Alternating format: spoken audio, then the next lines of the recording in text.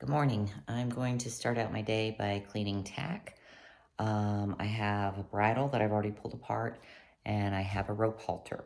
The rope halter has a fixed rope to it, so I'm just dumping the whole thing in to a bucket of warm sudsy water. So here's my supplies. Sorry for the shakiness. There's my saddle soap. I have Dawn soap. I like to cut sponges in pieces. I have an old rag, and I have some olive oil is what I like to condition my leather with. I have a sink full of sudsy water and my collapsible bucket. So the first thing that I'm gonna do is begin with just dropping my rope halter, undoing it so that everything's open on it. And I'm going to dump it into the warm sudsy waters. This is not what I'm going to use today. I am using my saddle today. So this is just my extra. I'm going to dump it into the water. So it's going to soak a minute, and then I'll rinse it with clean water. I have sponges, like I said, that are cut. I have rags, and the rags, I use the rags probably more than I use the sponge. I just like the texture. This setup is an older setup. It's got a fixed loop on it, but here's the bit. So it's an older bit. This is a sweet iron bit, so they look a bit gnarly. Strap and 2 loose reins. This has got one side earpiece, so that's all like a fixed piece. So what I'm gonna do is I like to use the sponge and a saddle soap, and I'm going to take each piece of the leather and kind of work it into it. And I like circular motions, and you can see it already brings it back to life a little bit, which that's really nice.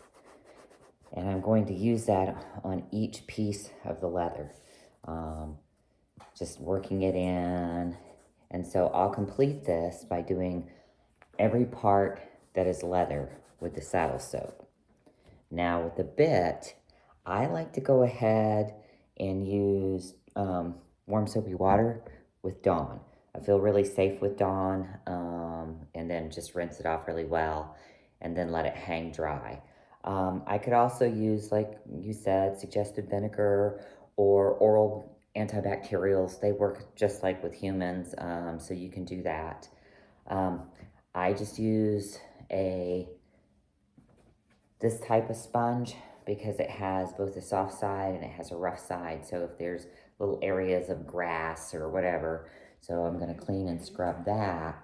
And I like, again, that circular motion, just really getting it in there and getting it in all the pieces. And if there's a lot of debris on any of the portions of the bit, I can always soak the bit. Like I said, this is a fixed piece to the head portion, so I can't really take it all apart. But I can hang it into some warm soapy water and then do a really good rinsing of it. I figure if we use Dawn on animals to clean them in the wild and we use it to clean our dishes, I trust it to use on my bit and my silver pieces if I need to clean them off, and then I can always shine them up. So that's this portion. So once I have done the whole leather with the saddle soap and the bit, I'm gonna go ahead and just hang this.